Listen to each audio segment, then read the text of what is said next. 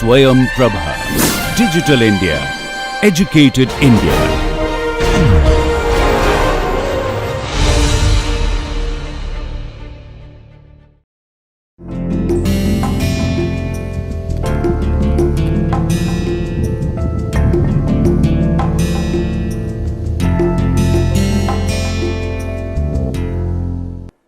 Welcome back. So, in the last lecture we have seen the concept of effective stress, total stress and pore water pressure under static condition as well as under seepage, when the seepage is occurring, right.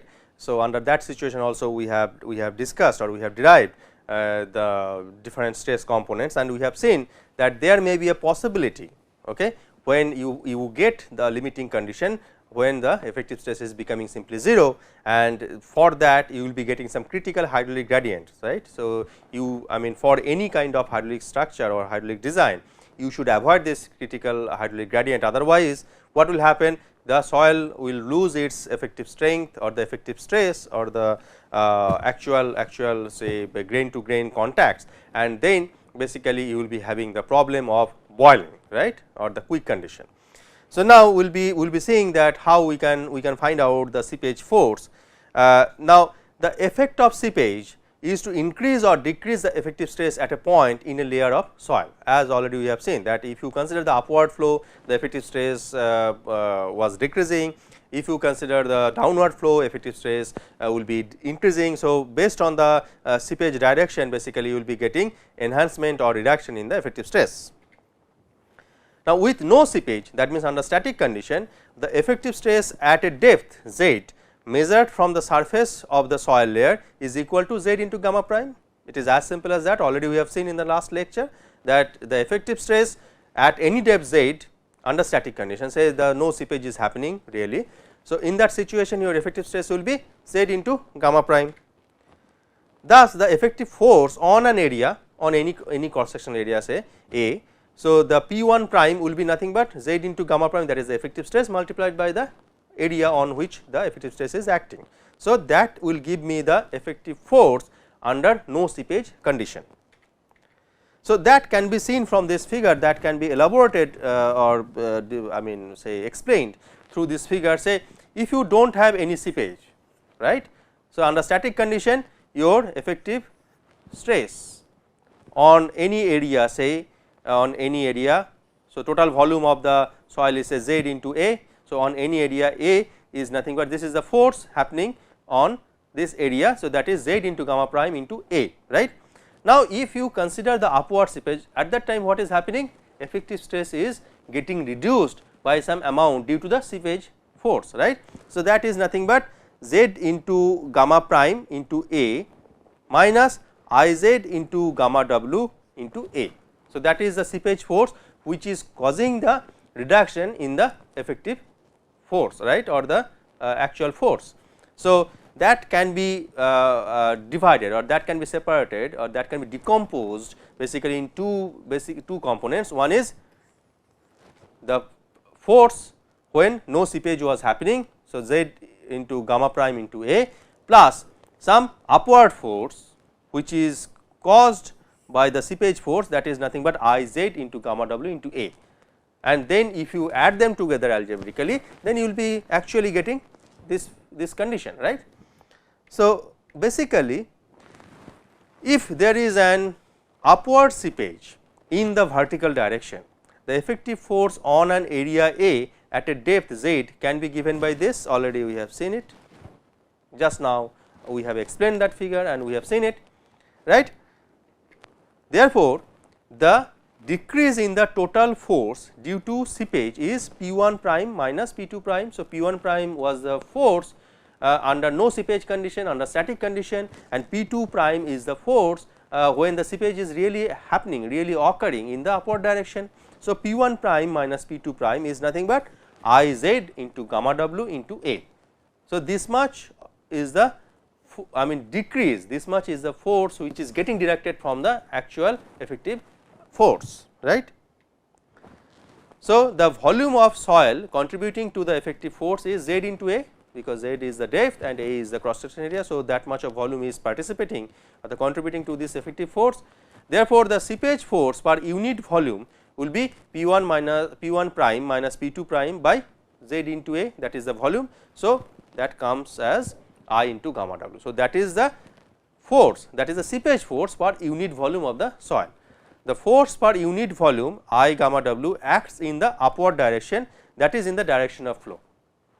Okay. So, whatever it may be the direction, okay, depending on the direction of flow, your force seepage seepage force per unit volume will be I into gamma W. Now, whether it will be this thing additive, or it will cause the reduction or cause the enhancement. So, that depends on the flow direction. So, the seepage force per unit volume is equal to I gamma W, and in isotropic soil the force acts in the same direction as that of flow, already we have seen it.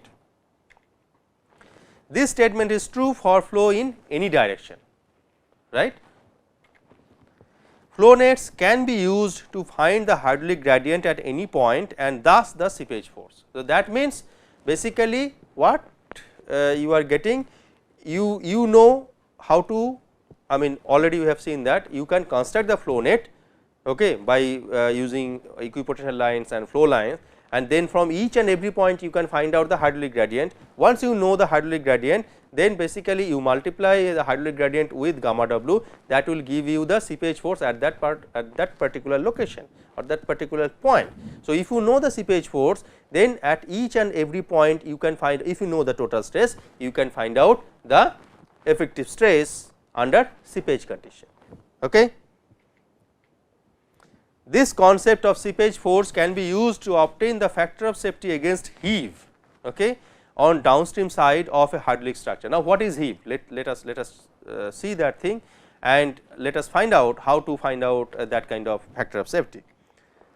So, basically what generally happens, suppose you have the sheet pile. So, this is your sheet pile, say, which is protecting the water from the upstream side to downstream side. So, this is the upstream side water depth, this is the downstream side water depth. Now, water will be allowed to flow in this direction, and it will go in this direction, right. So, something like that. Okay. So, the water will not flow across, this is not possible because you have the sheet pile, but you have the flow like this, you know from your flow net, right.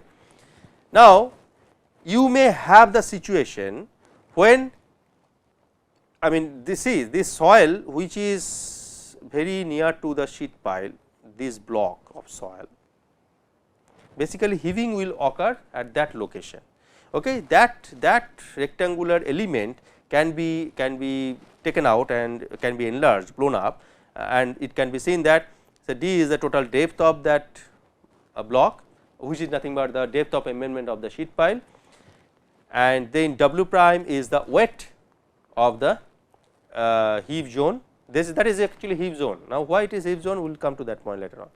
So, W prime is the weight of the heave zone, and capital U is the force, seepage force is acting in that direction, because the flow is happening in the upward direction. So, the seepage force will be also acting in the upward direction, rather not seepage force, this is basically your pore water pressure or the water pressure or the water force. Okay. So, now D by 2 is basically the width of the heave zone, and that was proposed by Terzaghi. So, after conducting several model tests, Terzaghi in 1922 concluded that the heaving generally occurs within a distance of D by 2, as I told you, from the sheet piles. Okay. Now, the factor of safety against heaving is given by W prime by U. Now, why it is like that? W prime is the weight of heaving zone, and U is the upward force acting in the heaving zone. Now, if W prime is getting equal to U, right, that means it is win-win situation. That means, whatever weight of the heave zone you have and the same amount of upward force the heaving zone is experiencing. Now, if you increase the upward force little bit, then the material will flow or will move in the upward direction, right. That is the meaning of that.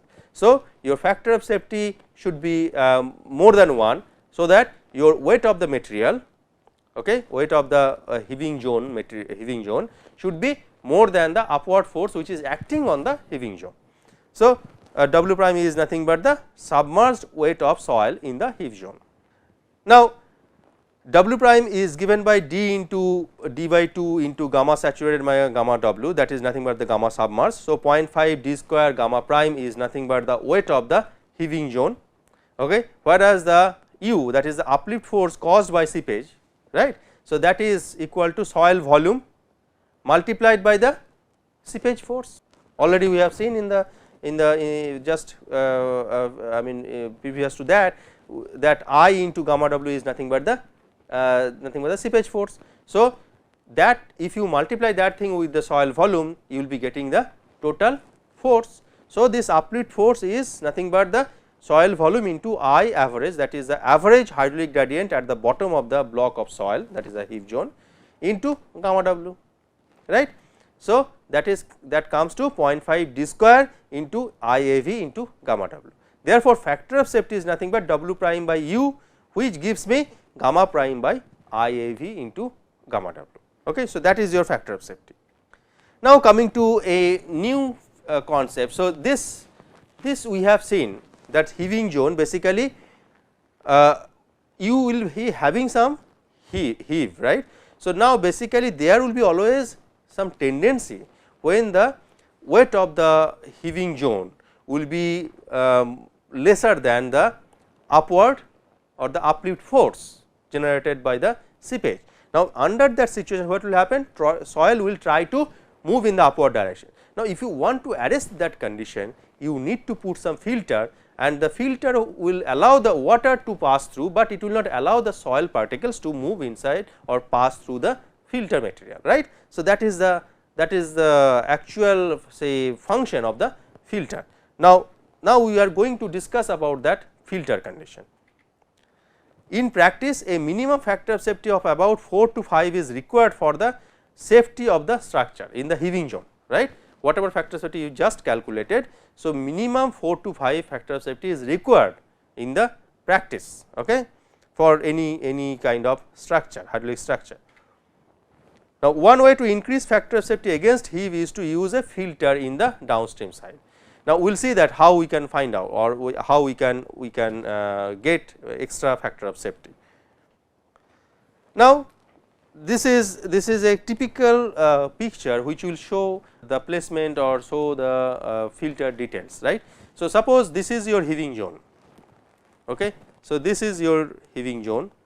So, this is your heaving zone, okay. On top of that you are putting the filter, okay. Now, what exactly you are getting? So, you just take out that thing. So, as we have seen that the width of the heaving zone is d by 2 and depth of heaving zone is d, right, as proposed by Terzaghi.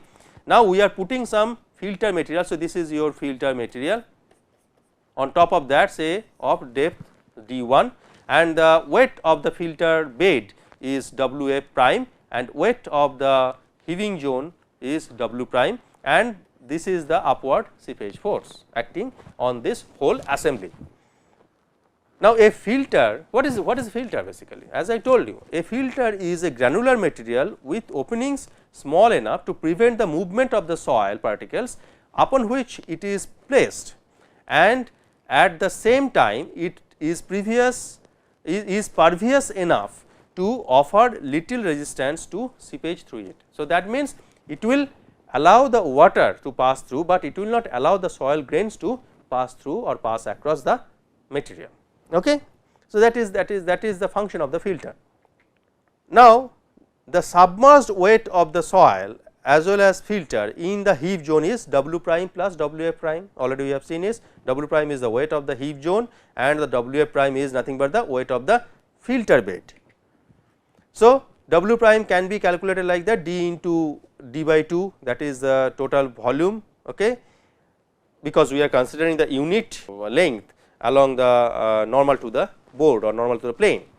Okay. So, d into d by 2 into gamma sat minus gamma W, that is gamma submerged. So, 0.5 d square gamma prime is your W prime, already we have calculated that thing previously.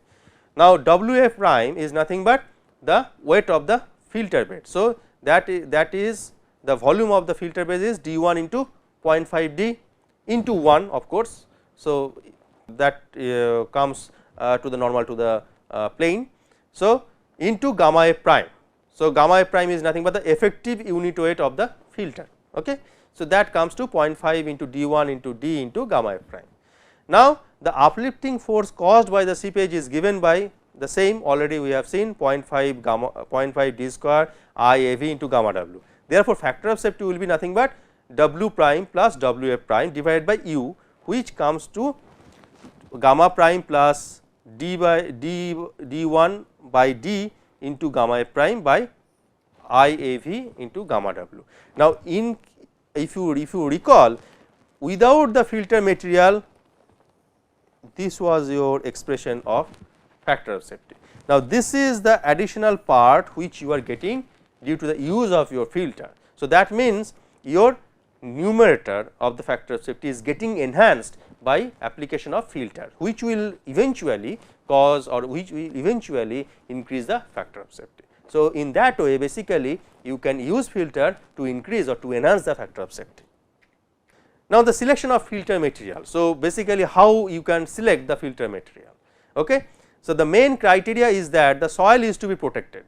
So, basically if the heaving zone is getting unstable, so still the soil particles cannot move through the filter bed, okay. Water can pass through. So, that is the main criteria. So, to satisfy that criteria, Terzaghi and Peck in 1948 suggested that for the filter material D15 of filter, I hope that you still remember what is D15, what is D85, those things already we have discussed that thing. So, D15 of filter by D85 of base material should be less than 4. Base material means the heave zone material or the soil in the heave zone.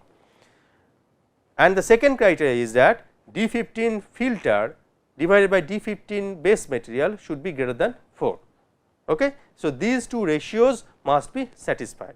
The first criteria, if you see, is for prevention of movement of the soil particles of the base material through the filter. Now, we will see, we will establish the grain size distribution, probable grain size distribution curve, okay, by which I mean for the filter material, because filter material you are selecting, right. You are selecting, you have the soil deposit at the heave zone and all those things, that is not in your hand, right, that is the natural deposit, but the filter material you can select, okay, and which will satisfy these two criteria, and based on that you select the grain size distribution for the filter material, and ultimately you can put that filter to serve the purpose. Now, let us see how we can establish that. Now, this is the filter selection criteria, we will see that one by one. So, curve A is basically for the base material, that means that is the grain size distribution for the heave zone material, and curve B and curve C we can establish by following some steps. So, we will come to that point. Now, curve A is the grain size distribution curve for the base material as already we have discussed. Okay. Now, from criterion 1, what is criterion 1? D15 of filter material should be less than 4 times of D85 of the base material. So, that was your criterion 1, okay, agreed. So, now the abscissa of point A, okay, is D85, agreed. This is the D85 of the base material.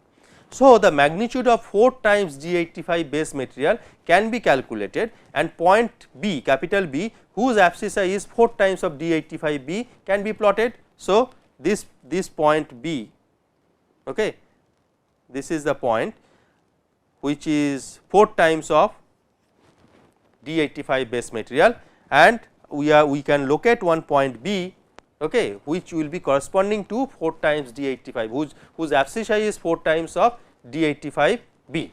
Okay.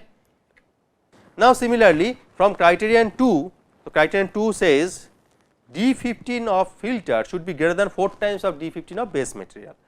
So, the abscissa of point C and D, so abscissa of point C and D, so D is here, okay, and C is here, okay, are D15B and 4 times of D15B respectively. So, because point A and C, they are known from the grain size distribution of the base material, that means the material which is lying in the heap zone, right. So, from A we can get point B, which is nothing but 4 times of D85 of base material. Similarly, from point C we can get point D, which is nothing but 4 times of D15B, right.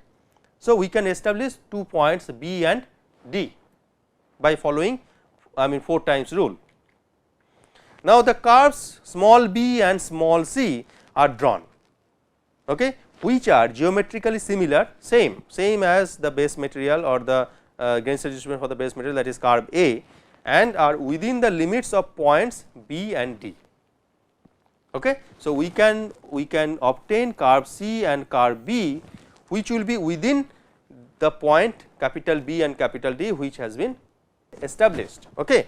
Now, a soil whose grain size curve falls within the bounds of curves B and C is a good filter material. Now, any grain size curve which is coming within this zone or within this range, basically that will serve my purpose as filter material. Now, if you see, if you get any curve in between, all those curves will satisfy those two criteria which have been proposed by Trezeguet and Peck, right.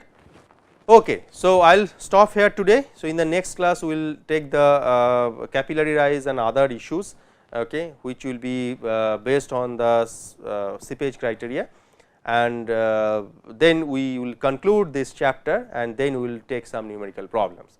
Thank you very much.